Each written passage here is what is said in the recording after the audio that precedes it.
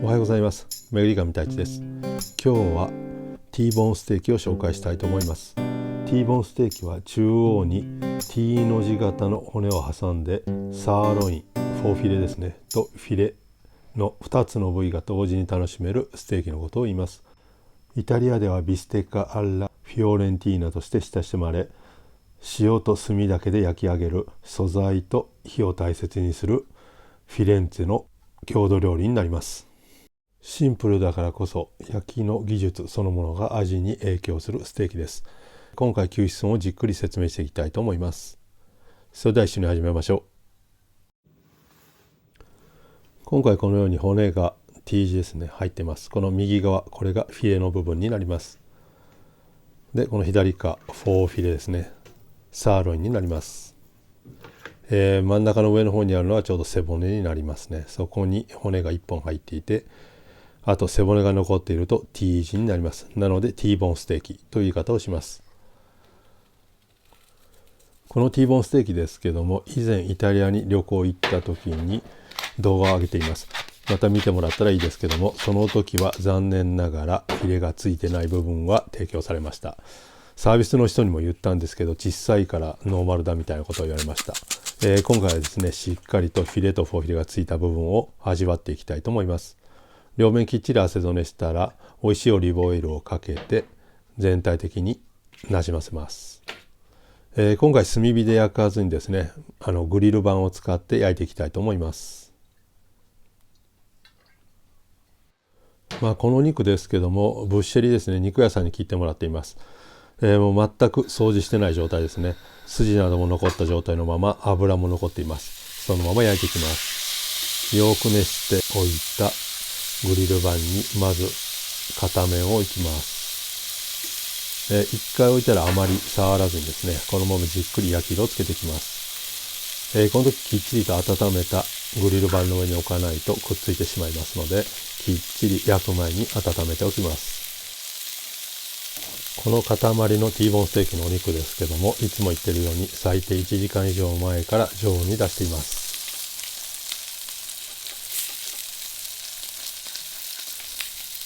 この焼く時のポイントですけども、骨に近い部分ですね、真ん中の部分の方をより熱くしてですね、火が当たるところ、ガスレンジがちょうど当たるところ、そこにして焼いていきます。どうしても骨があると火の入りが弱くなります。なのでそこを重点的に熱くして焼いていきます。あとちょくちょく骨の横ですね、上から押してやった方がグリル板に肉が当たってきれいに焼けます。続いてフォーフィレですね、サーロインステーキの方の脂の部分をちょっとだけ焼いていきます。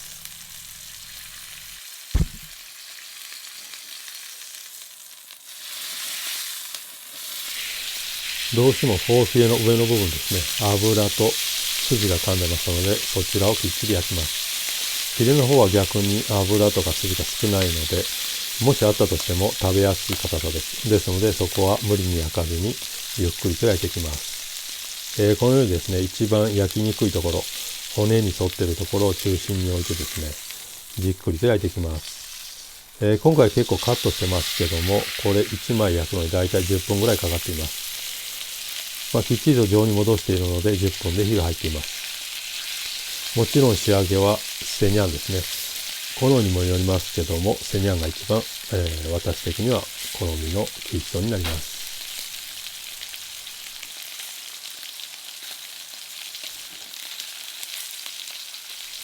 このように油がちょっと出てきたら油だけ捨てます。本来バーベキューだと油が落ちて問題ないんですけども、今回グリル板でやってますので、出てきた油は取り除いていきます。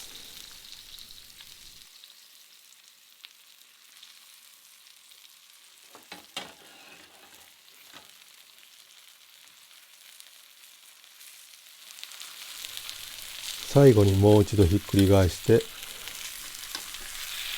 牛脂損を終わらしたいと思います。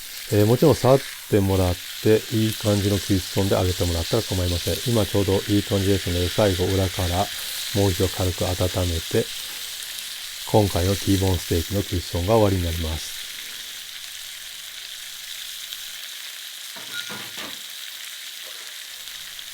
最後はこのまま火を切って1分ほどゆっくりグリル板の上で休ませてから盛り付けていきます。シンプルに温めたお皿に塊の肉を置いて、上からフレドセルと黒胡椒を振って完成になります。いつも我が家で使っているフレドセルはカマルグのフレドセルを使っています。やっぱりシンプルに美味しいですね。続いて黒胡椒。黒胡椒はこれムーランポワブルですけども、ムーランがサイズが変えれるので粗めに設定して上から引いています。こういうふうにですね、グリルの味とシンプルに肉の味、あとフィレとフォーフィレ2種類味わえるので非常にお得なステーキです。それでは切っていきます。向かって左側、今外しているところがフィレの部分になります。フィレもこれかぶりも脂の部分もついた状態ですね。でこれちょうど骨の反対側がこれがフォーフィレになります。サーロインステーキですね。それではまずサーロインの方から切っていきます。2、3センチの厚さでこのまま切っていきます。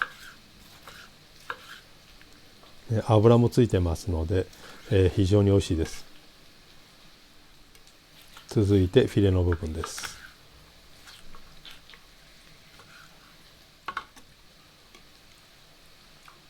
このようにですね、元に戻してお皿に盛って、あとは食卓に運んで食べるだけになります。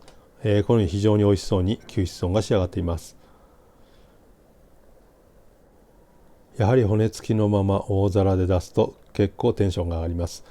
今回はこれに、マスタード、あとは柚子胡椒などをつけて食べました。非常に美味しかったです。最後までご視聴ありがとうございました。また次回もよろしくお願いします。それではお疲れ様でした。ボナペティ。